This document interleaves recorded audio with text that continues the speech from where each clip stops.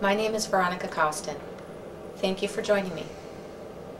A famous woman once said, "Never doubt that a small group of thoughtful, committed citizens can change the world. Indeed, it is the only thing that ever has." Margaret Mead. Our topic for discussion today will be on ecotourism. The International Ecotourism Society defines ecotourism as a form of tourism that entails responsible travel to natural areas and which conserves the environment and sustains the well-being of local people. Ecotourism encompasses many things, such as carbon zero hotels, voluntourism, slow travel, and local travel management. The focus of our discussion for today, however, will remain on voluntourism and answering the question, does it have positive or negative effects? Before we get started, however, I think that it's important to understand just what voluntourism means. Voluntourism is defined as maximizing the positive impact of travel while at the same time minimizing the negative. This enables the traveler to contribute and benefit local communities while seeing the world. Volunteer travel offers a vast amount of opportunities that can range from park cleanup of a wildlife refuge to providing medical care. It's important to remember, however, that not all opportunities need to take you far from home. There are many opportunities available right here in the United States. Such volunteer opportunities as park cleanup. Not to mention, there are numerous historical sites and other civic groups that are searching for volunteers to help preserve these pieces of history. Think, how cool would it be to stay in an authentic lighthouse? According to the Travel Industry Association of America, more than 55 million Americans have participated in a volunteer vacation. This is an incredibly large number, and it raises many questions and many concerns. Such questions and concerns that have arisen are how much impact can one really have in such a brief period of time? Is voluntourism just a way for people to feel pleased with themselves? When paying for these voluntourism trips, how much really ends up in the hands of the local charities that you're volunteering with? This is a key question that you need to ask yourself. How can you choose from all of the options that are available? The internet is inundated with vast opportunities for volunteer travel, and it can be quite overwhelming. When working with children, we need to really question and think about, are we actually helping or creating a sense of desertion? Is voluntourism displacing people in these countries from doing work that they could be doing for themselves? According to the literature, children can become quite attached to newcomers. If your stay is brief, this can do more harm than good. You have to understand, many of these children have been abandoned and lost one or both of their parents. Over half of the fees that you pay remain in the agency of your home country. So if you're planning a trip to Africa here in the United States, half of the fees that you're paying for that trip are staying here. They're not going to Africa with you to aid in that project. Because this industry is currently highly unregulated, that's the reason for this. One way around this is to plan your trip and your stay using an agency in the country that you're looking to travel to. You can contact these agencies and they'll be more than willing to help you plan your visit to their country. With this method, you are sure that your fees are going where they should be. Volunteers feel a dismissive attitude from the local people. Oftentimes the work is viewed as tokenism. Some of these feelings may stem from the fact that local people feel that the volunteerists are displacing them from work that they could be performing for themselves. This is a critical element that we need to keep in mind. Concern has been raised as to the dispatch of unskilled volunteers to areas where they are less than qualified to be.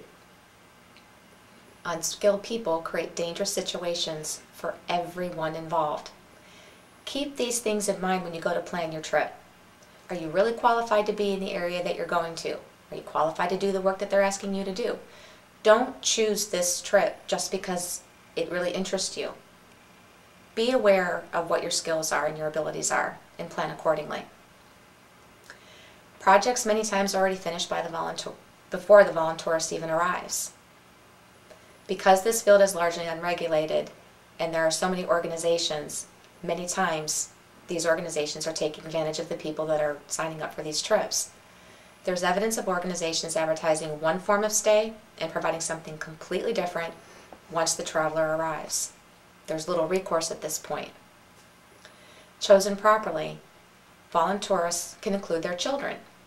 This is an incredible opportunity for your children to learn a great deal about another culture, different foods, and languages. This form of travel can also broaden their perspectives and help them see themselves as global citizens.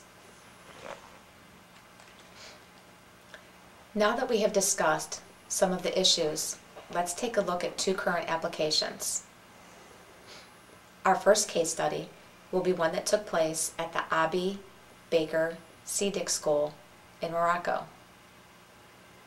The purpose of this study was for voluntourists to teach a summer language course for disadvantaged children of the capital.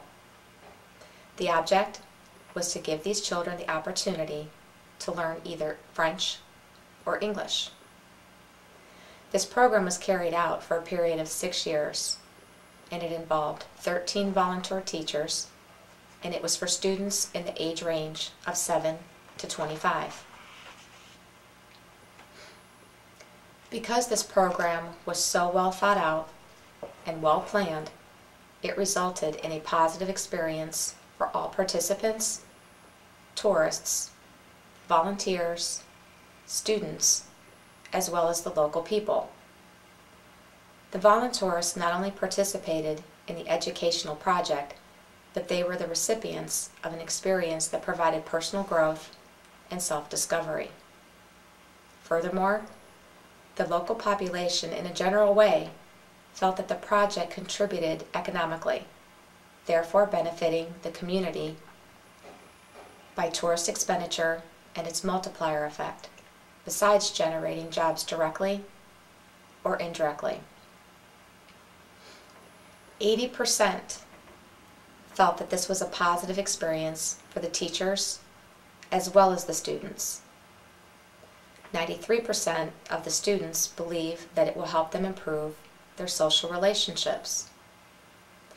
42% feel that it will provide them a better opportunity for finding a job in the future. While this application was clearly a success, not all volunteer opportunities obtain the same results. The next case study that we will look at is one called AIDS Orphan Tourism. AIDS is responsible for leaving a vast number of children across Africa without one or both of their parents.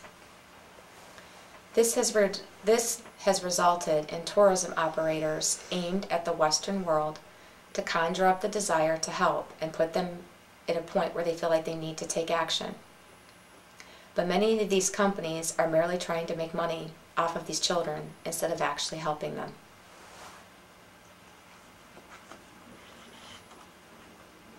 It is incredibly important to understand the consequences involved with such a volunteer project.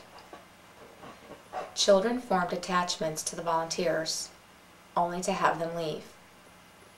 These children crave attention and companionship and can easily latch on to outsiders. So those visiting for 7, 10, or 14 days while trying to do a good thing are actually creating a sense of disarray. So it is incredibly important to think ahead of time before considering volunteering for such a project. This continued loss causes deep damage in the children's ability to form a meaningful connection later in life. It is hard for them to trust that people in their lives aren't going to leave them.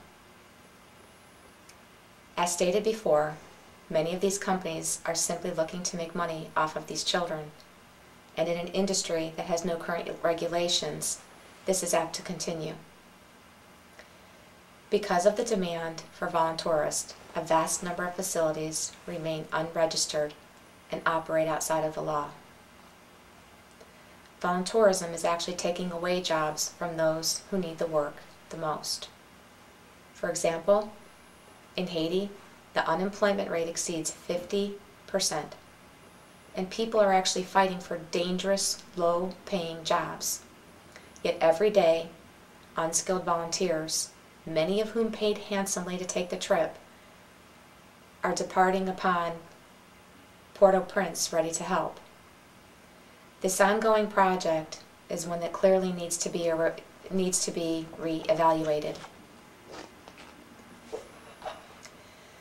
This brings us to what the future issues and concerns may be. It is clear that if voluntourism is going to thrive, a few things need to take place. Currently, there is information overload. One central location for agencies offering services is needed.